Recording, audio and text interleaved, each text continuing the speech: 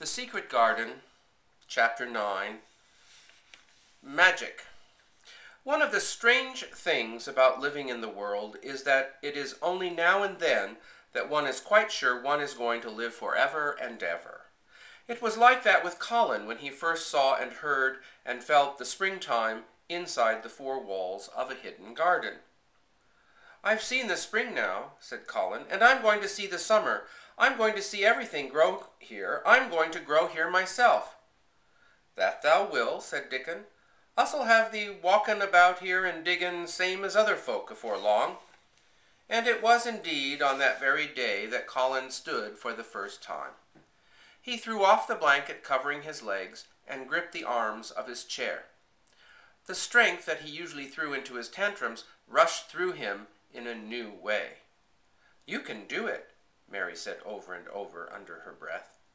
Dickon held Colin's arm, then Colin's thin legs were out and his thin feet were on the grass. Colin was standing upright, as straight as an arrow, and looking strangely tall, his head thrown back and his eyes flashing lightning. "I can stand," he said in a new voice. "I told thee thou could," answered Dickon. Colin drew himself up straighter than ever. "I'm going to walk to that tree," he said, pointing to one a few feet away from him. "I can rest against it if I like, and when I want to sit down, I will sit down, but not before." He walked to the tree, and though Dickon held his arm, he was wonderfully steady. "Everyone thinks I'm going to die," said Colin, leaning against the tree to catch his breath. "I'm not." "Thou'lt die," Dickon said. "Nothing of the sort. Thou's got too much pluck in thee. When I seed thee put thy legs on the ground in such a hurry, I knowed thou was all right." And when the sun slipped over the edge of the garden wall and ended the strange, lovely afternoon for them, there Colin stood on his 2 feet, laughing. There was magic at work in the secret garden in the months that followed. At first it seemed that green things would never cease pushing their way through the earth. Then the green things began to show buds, and the buds began to unfurl and show color, every shade of blue, every shade of purple, every tint and hue of crimson. The seeds that Dickon and Mary had planted grew as if fairies had tended them, and the roses, rising out of the grass, tangled around the tree trunks and hanging from their branches, climbing up the walls and spreading over them with long garlands falling in cascades, they came alive day by day. Colin saw it all, watching each change as it took place. Every morning he was brought out, and every hour of each day it didn't rain he spent in the garden. Even gray days pleased him. He would lie on the grass watching things growing, he said. But when the sun was shining, Colin worked along with the others. "I wonder what the doctor will say when he sees how strong you are becoming," said Mary one day as she watched Colin digging. "He won't say anything," Colin answered, "because he will not be told. This is to be the biggest secret of all. No one is to know anything about it until I have grown so strong that I can walk and run like any other boy. I shall come here every day in my chair, and I shall be taken back in it, and then sometime when my father comes back to Misselthwaite, I shall walk into his study and say, 'Here I am quite well, and I shall live to be a man.'" Colin had made himself believe that he was going to get well, and the thought that stimulated him more than any other was this imagining what his father would look like when he saw that he had a son who was as straight as other fathers' sons.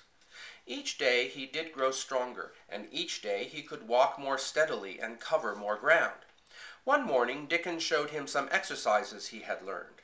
Colin watched them with widening eyes. He could do a few while he was sitting down. Soon he did a few gently while he stood upon his feet. Mary began to do them also. From that day on, the exercises became a part of each day.